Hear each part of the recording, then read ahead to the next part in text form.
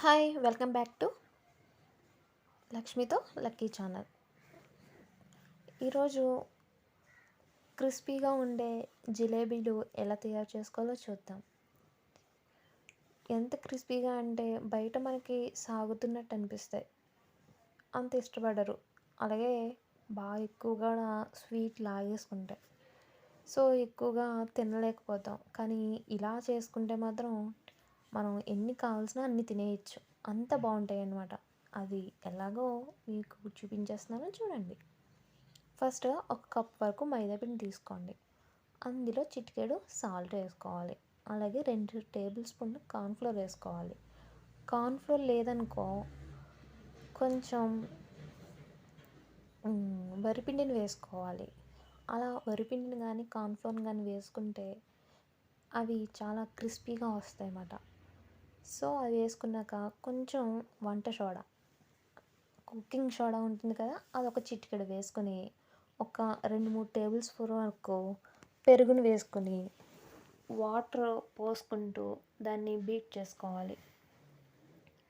ఎలాగంటే నేను కలుపుతున్నట్టు ఎంత క్వాంటిటీలో వాటర్ పోసి కలుపుతున్నానో అలా బాగా కలుపుకోవాలి. అలాగే అందులో లైట్గా మీకు ఏ కలర్ ఇష్టమైతే ఆ కలర్ వేసుకొని కలుపుకోండి. నేను ఎల్లో కలర్ వేస్తున్నాను. కొద్దిగా ఎల్లో కలర్ వేసి బాగా కలుపుకుంటున్నాను అనమాట. అలాగే నా ఛానల్ ఎవరైనా మీరు ఫస్ట్ టైం చూసినట్లయితే మాత్రం సబ్స్క్రైబ్ చేసుకోండి. మీకు ఈ రెసిపీ ఎంత ఇష్టమో కామెంట్ సెక్షన్లో కామెంట్ చేయండి. జిలేబీ చాలామంది చాలా ఇష్టంగా తింటారు, వేడివేడిగా తినాలనుకుంటారు. సో మీరు అప్పటికప్పుడు ఇలా ముందు నైట్ ఓవర్ నైట్ దీన్ని నానబెట్టేసుకుంటే సరిపోతుంది. సో ఇలా ఉండాలి అన్నమాట పిండి. మనం ఇలా పైకి తీస్తే అలా ఎలా పడుతుంది జారుడుగా అలా కలుపుకొని ఉంచుకోవాలి. సో నేను ఒక నైట్ అంతా ఉంచేసాను అనమాట. మూత పెట్టేసి ఒక నైట్ అంతా అలా ఉంచేసాను. ఎందుకంటే కొంచెం పిండి పులుస్తుంది అన్నమాట. పులిస్తే ఆ జిలేబీ అనేది చాలా పర్ఫెక్ట్గా చాలా బాగా వస్తుంది. సో బాగా కలుపుకొని ఒక ఓవర్ నైట్ దాన్ని ఉంచేసుకోవాలి. సో ఉంచేసుకున్నాక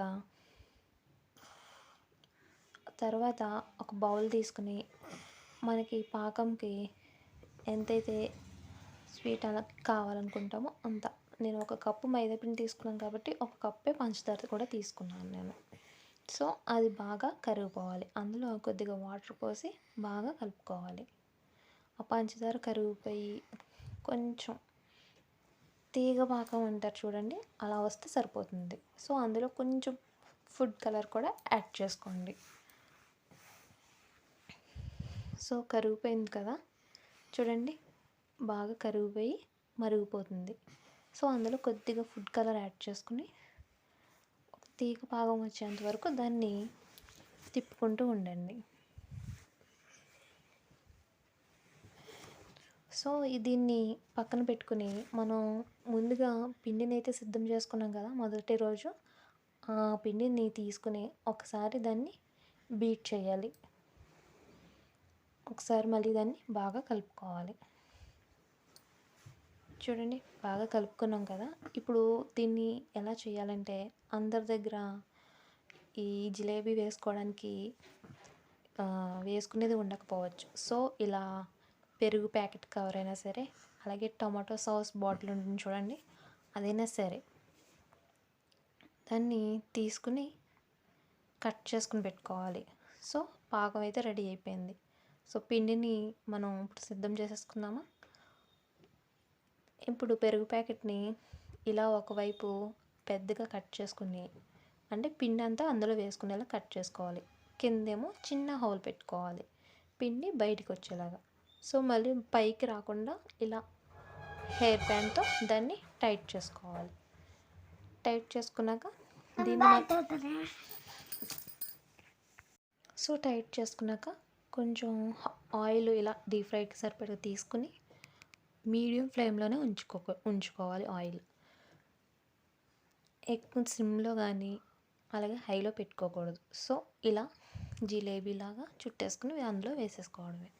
చాలా ఈజీ ప్రాసెస్ అండి. కొంచెం ఒక 2 మినిట్స్ అటు ఇటు తిప్పేసి వాటిని తీసేసి మనం పాకం పెట్టుకున్నాం కదా! అందులో వేసేసుకోవాలి. ఎక్కువసేపు ఉంచుకున్నామంటే పాకంలో చాలా ఎక్కువగా పీల్చేసుకొని ఎక్కువ స్వీట్ వచ్చేస్తుంది. సో, ఇది తినలేం. అందుకనే బయటది అంత ఎక్కువగా తినలేం. కాబట్టి మనం వెంటనే వేసి అటు ఇటు తిప్పేసి దాన్ని తీసేసుకుని సర్వ్ చేసుకొని తినేసామంటే చాలా అంటే చాలా బాగుంటుంది. అలాగే క్రిస్పీగా కూడా ఉంటాయి. మెత్తబడకుండా క్రిస్పీగా ఉంటాయన్నమాట. సో, ఇలా పాకంలో వేసేసి ఒకసారి ఒక్క 1 మినిట్ వరకు ఉంచితే సరిపోతుంది. ఎక్కువసేపు ఉంచితే మాత్రం బాగా ఎక్కువ స్వీట్ లాగేసుకుంటుంది. సో, ఎక్కువ తినలేము కూడాని. స్వీట్ బాగా ఎక్కువ ఇష్టం ఉంటే కొంచెం ఎక్కువ సేపు ఉంచుకోండి. తక్కువగా తినాలనుకునే వాళ్ళు ఇలా వెంటనే తీసేసుకోవచ్చు. సో, అంతేనండి, రెడీ అయిపోయింది. టేస్టీ జిలేబీ అయితే రెడీ అయిపోయింది.